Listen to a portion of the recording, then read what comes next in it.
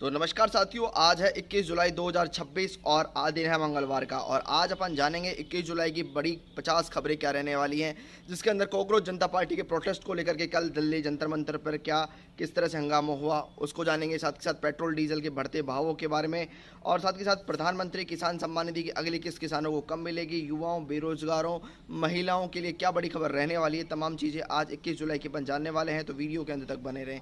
Channel पर पहली बार आए तो हमारे भरोसेमंद चैनल को सब्सक्राइब करें, वीडियो को लाइक करें। आइए शुरू करते हैं तमाम खबरों को। तो साथियों, बताना चाहता हूँ, राष्ट्रीय लोकतांत्रिक पार्टी के सांसद हनुमान बेनीवाल दिल्ली के जंतर मंतर पर चल रहे छात्रों के विरोध प्रदर्शन में शामिल हुए। उन्होंने नीट परीक्षा के पेपर लीक मामले में आक्रोशित युवाओं का समर्थन करते हुए केंद्र सरकार के खिलाफ तीखा बयान जारी किया। बेनीवाल ने कहा, वे छात्रों के अधिकारों की रक्षा और उनके सुरक्षित भविष्य के लिए किसी भी स्तर की लड़ाई लड़ने को तैयार है। उन्होंने स्पष्ट किया कि अगर छात्रों के हक में उन्हें पुलिस की लाठियां भी खानी पड़ी तो वे इसके लिए तैयार है। शहर तैयार है। जयपुर के वीआईपी इलाके में राजापारा जूस सेंटर में संचालक कुछ असामाजिक तत्वों ने लोहे के पाइप और डंडों से जानलेवा हमला किया। इस हिंसक वारदात में जूस सेंटर संचालक के सिर में गंभीर चोटें आई, जिसके कारण उन्हें अस्पताल में भर्ती कराना पड़ा, जहां उनके सिर में 12 टाँके आए। बताया जा रहा है कि मारपीट के दौरान वहां से गुजर रहे 2 राहगीर भी घायल हो गए। पुलिस स्थानीय मामला दर्ज कर आरोपी की तलाश शुरू कर दी गई है। वहीं मैं अगली खबर जो बताना चाहता हूँ कि कांग्रेस के वरिष्ठ नेता और राज्यसभा सांसद प्रमोद तिवारी ने भाजपा पर तीखा प्रहार किया। संसद सत्र की शुरुआत में उन्होंने अयोध्या में मंदिर निर्माण से जुड़े दान के मामलों को लेकर सरकार को घेरा। तिवारी ने आरोप लगाया कि यह भारतीय जनता पार्टी पर तीखा प्रहार किया। उन्होंने कहा कि ऐसा करने वाले भगवान राम के प्रति आस्था रखने वाले करोड़ों भक्तों को धोखा दिया है। उन्होंने इस मामले में तुरंत जांच की मांग की और राजस्थान की भजनलाल सरकार से भी सरकारी शिक्षा व्यवस्था को मजबूत करने का एक बड़ा व्यक्तिगत फैसला लिया। वह अब राज्य के सरकारी स्कूलों में भी प्राइवेट स्कूलों की तर्ज पर एलुमनाई मीट का आयोजन किया जाएगा। आगामी नवंबर महीने में नाम से आयोजित होने वाले इस कार्यक्रम के तहत स्कूलों के पुराने छात्रों को एक साथ आने का मौका मिलेगा। सरकार का मानना है कि इस तरह से सरकारी स्कूलों के विकास में पूर्व छात्रों की भागीदारी बढ़ेगी और उनका जुड़ाव मजबूत होगा। राजस्थान में पंचायत और स्थानीय निकाय चुनाव को लेकर के भी एक बड़ी खबर सामने आ रही है। मैं बताना चाहता हूं कि इस विषय पर आज राजस्थान उच्च न्यायालय में एक महत्वपूर्ण सुनवाई होने जा रही है, जिसमें राजस्थान सरकार चुनाव आयोजित करने का अपना संभावित रोड मैप तैयार करेगी, जिसके लिए डेट भी जारी हो गई है कि 13 नवंबर तक चुनाव कराया जाना चाहिए। बताया जा रहा है कि राजस्थान इन चुनावों को कई चरणों में कराने की योजना पर काम कर रही है। अदालत में इस रोड मैप के पेश के बाद चुनाव की वास्तविक तारीखों और पूर्व प्रक्रियाओं को लेकर चल रहा संशय हमेशा के लिए समाप्त हो जाएगा। वहीं मैं बताना चाहता हूं कि लद्दाख के प्रमुख पर्यावरण कार्यकर्ता सोनम वांगचुक द्वारा दिल्ली में किए जा रहे विरोध प्रदर्शन पर जयपुर से भाजपा विधायक बालमुकुंदाचार्य ने कड़ी आपत्ति जताई। उन्होंने वांगचुक के आंदोलन पर निशाना साधते हुए कहा कि देश में अस्थिरता पैदा करने वाले इस देश विरोधी किसी भी तरह की गतिविधियों का कतई स्वीकार नहीं किया जाएगा। विधायक ने दावा किया कि ऐसे प्रदर्शनों के पीछे राजनीतिक एजेंडे जनता अच्छी तरह समझती है और सरकार राष्ट्रीय सुरक्षा और शांति व्यवस्था से किसी भी कीमत पर समझौता नहीं करेगी।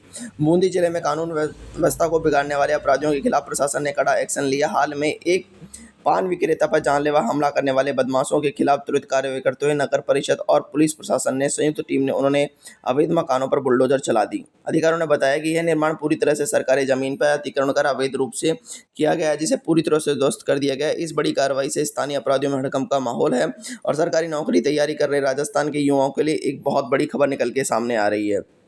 मैं बताना चाहता हूं कि सरकारी नौकरी की तैयारी कर रहे युवाओं के लिए एक बड़ा अवसर सामने आया कि राजस्थान उच्च न्यायालय ने स्टेनोग्राफर के रिक्त पदों पर भर्ती की घोषणा की है, जिसके लिए ऑनलाइन आवेदन की प्रक्रिया आगामी 22 जुलाई से शुरू होने जा रही है। इस भर्ती प्रक्रिया के माध्यम से चयनित होने वाले सफल उम्मीदवारों को बेहतर वेतन दिया जाएगा। माना जा रहा है कि अधिकतम वेतन 16,000 रुपये तक हो सकता है। योग्य उम्मीदवार अंकित तिथि से पहले अधिकारी वेबसाइट पर जाकर आवेदन कर सकते हैं। वहीं मैं बताना चाहता हूं, मौसम विभाग से निकलकर एक बड़ी खबर सामने आ रही है कि दोबारा से कई जिलों के अंदर जो मौसम काफ़ी दिनों से अटका हुआ था, वो वापस 15 दिन बाद वापस स्टार्ट हो चुका है। साथ ही साथ राजधानी जयपुर के अंदर रात्रि में बारिश दर्ज की गई। कई मानसून दोबारा सक्रिय हुआ है और मौसम को पूर्वानुमान किया जाता है कि वैज्ञानिकों के अनुसार लगभग 24 जिलों में आगामी 25 जुलाई तक तेज हवाएं और अत्यधिक भारी बारिश होने की संभावना है। इस संबंध में विभाग ने येलो और ऑरेंज अलर्ट भी जारी कर स्थानीय प्रशासन और आम जनता को सतर्क रहने की सलाह दी है। कई इलाकों में लगातार हो रही बारिश से काफ़ी जगह पानी भर गया और वहीं नालों को दुरुस्त करने के लिए सरकार ने नगर निगम को भी आदेश दिए हैं। मैं बताना चाहता हूं, मारुति ग्रह के सामने हाल रह रही उमस और गर्मी के लोगों को राहत मिलने की पूरी उम्मीद जताई जा रही है।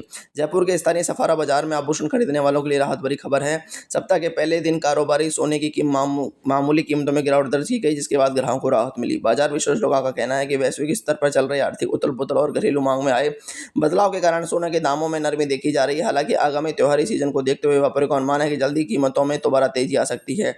राजस्थान में वहीं मैं बताना चाहता हूं कि वन विभाग में करीब 17 करोड़ रुपए का एक बहुत बड़ा वित्तीय घोटाला सामने आया है। एक सरकारी ऑडिट रिपोर्ट में खुलासा हुआ है कि विभाग के कुछ अधिकारियों ने नियमों की ताक पर रखकर काम किया।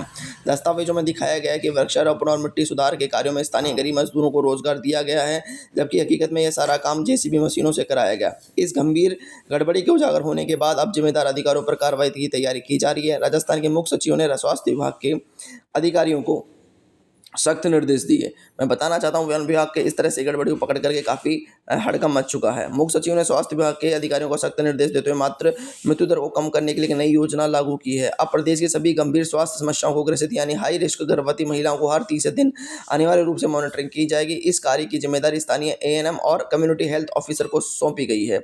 वहीं मैं बताना चाहता हूँ कि मुख्य सचिव ने साफ किया है कि इस संवेदनशील कार्य में किसी भी तरह की कोताही बरतने पर संबंधित कर्मचारियों पर कड़ी कार्रवाई होगी। जैसलमेर जिले के एक रिहायशी इलाके में बड़ी खबर निकल के आ रही है कि जैसलमेर के एक जिले के एक बड़े रिहायशी इलाके में सड़क किनारे बड़े पॉलिथीन बैग में कथित रूप से गोवंश के अवशेष मिलने के बाद हड़कंप मच गया। इस घटना की जानकारी मिलते ही बड़ी संख्या में गौरक्षक और हिंदूवादी संगठनों के कार्यकर्ता मौके पर जमा हो गए और उन्होंने रोष व्यक्त किया।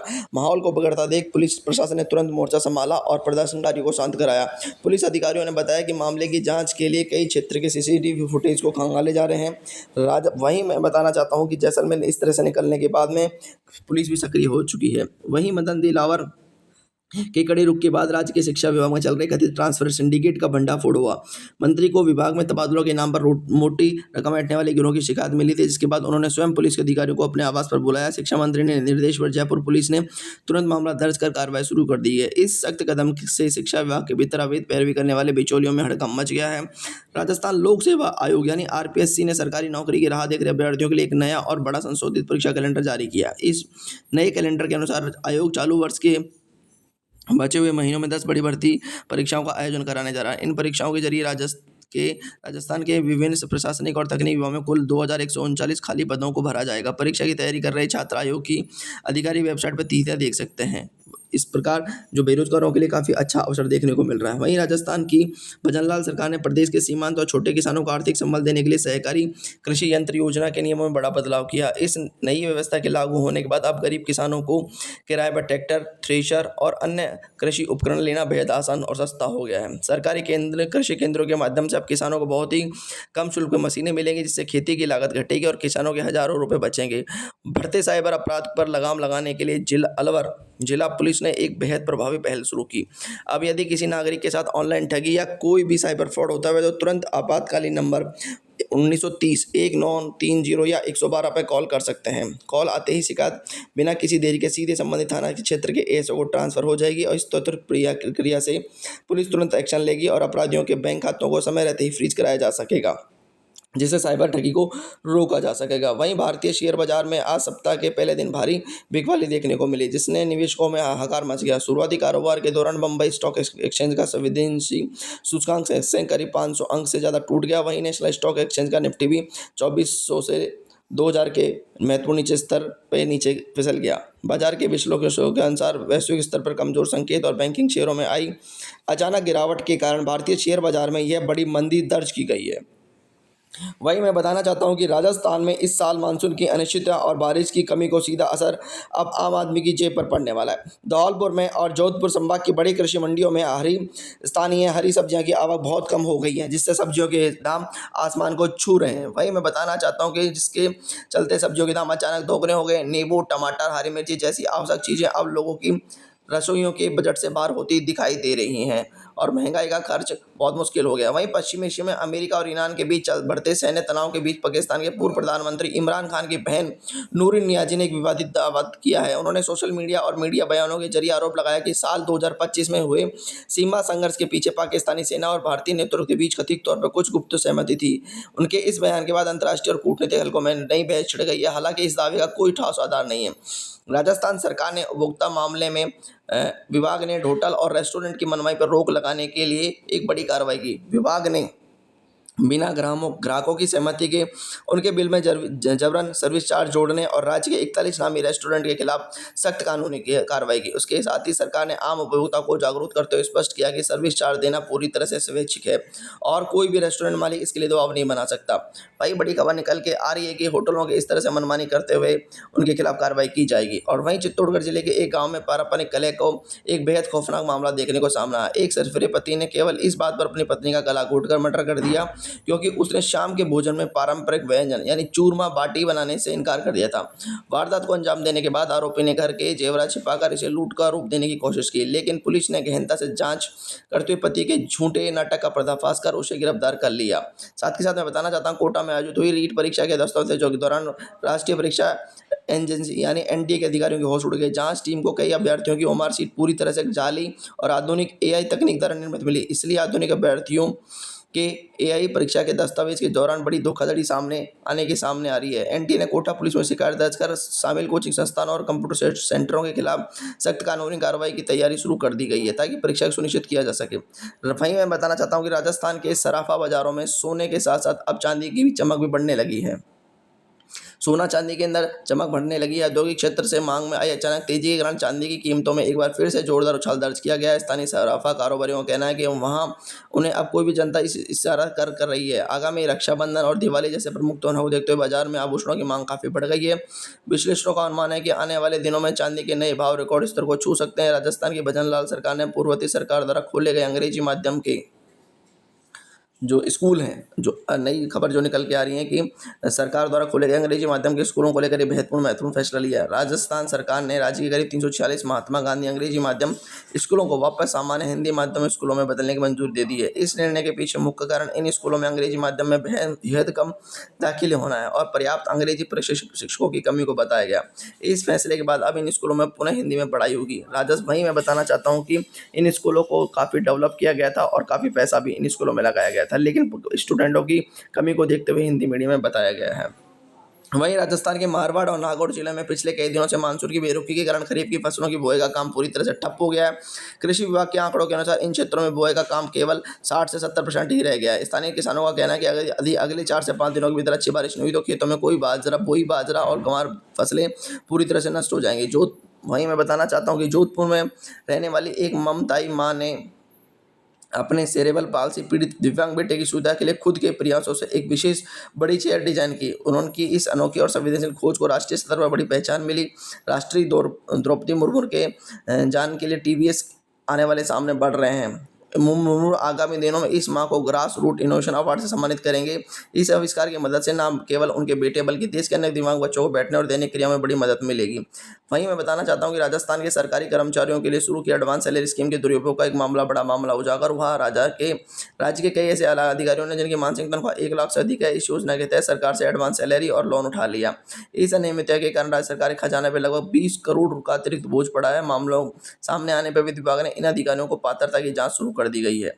वहीं मैं बताना चाहता हूं कि कोटा शहर के अंदर एक साइबर ठगों ने लोगों ने निशाना बनाने के लिए एक नया बेहतरीन तरीका अपनाया। यहाँ स्थानीय नागरिक के मोबाइल पर देर रात सिस्टम अपडेट करने का एक संदेश आया। जैसे ही पीड़ित ने उस पर लिंक पर क्लिक किया तो उसका फोन पूरी तरह से हैक हो गया। अगली सुबह उसके खाते में 98,000 रुपये गायब हो गए। पुलिस की साइबर सेल ने इस मामला दर्ज कर जांच शुरू कर दी गई है। वहीं बड़ी खबर निकल के आ रही है बाड़मेर जिला से। मैं बताना चाहता हूं, बाड़मेर जिला पुलिस और खाद्य सुरक्षा विभाग की टीम ने संयुक्त कार्रवाई करते हुए नकली खाद्य उत्पाद बनाने वाले एक बड़े रैकेट का भंडाफोड़ किया। पुलिस ने शहर के पास चल रही एक अवैध फैक्ट्री पर छापा मारकर वहां से लगभग 870 क्विंटल अत्यंत मिलावटी नकली घी और 1500 क्विंटल से अधिक पाम ऑयल बरामद किया। जिससे इस तरह की अधिकारियों ने बताया कि इस मिलावटी घी को ब्रांडेड कंपनियों के डिब्बों में पैक कर बाजार के खपाने की तैयारी की जा रही थी। वहीं बड़ी खबर निकल के आ रही है किसान भाइयों के लिए। जो हमारे किसान भाई हैं, जो प्रधानमंत्री किसान सम्मान निधि योजना के तहत राजस्थान के लाखों किसानों को मिलने वाले अगले किस्त के पैसों को लेकर संशय की स्थिति बनी हुई है। बताया जा रहा है कि बैंक खातों की ई-वाईसी और भूमि सत्यापन की प्रक्रिया न होने के कारण प्रदेश के 64 लाख से अधिक किसानों का पैसा अटक सकता है। कृषि विभाग ने किसानों से अपील की है कि वे जल्द से जल्द अपनी नजदीकी ई मित्र केंद्र पर जाकर के अपनी औपचारिकता पूरी करें ताकि राशि मिल सके। इसके साथ ही अब चलिए नज़र डालते हैं आज के राशिफल पे। राशिफल के बारे में बताना चाहता हूं कि आज चंद्रमा कन्या राशि के गोचर कर रहे हैं। इसके प्रभाव से मेष और वृष और मिथुन राशि के जातकों को कैरियर में लाभ होंगे, तरक्की के अवसर मिलेंगे। वहीं बताना चाहता हूँ कन्या राशि के जातकों को आज गाय को रोटी पे गुड़ रख के खिलाना चाहिए। साथ ही साथ मैं बताना चाहता हूँ कि आज उनकी तरक्की के युग बढ़ रहे हैं और उनका फेवरेट कलर है जो आज शुभ रंग है उनका लाल रहने वाला है और अंतिम अंक उनका जो 5 रहने वाला है। चैनल पे पहली बार आए तो चैनल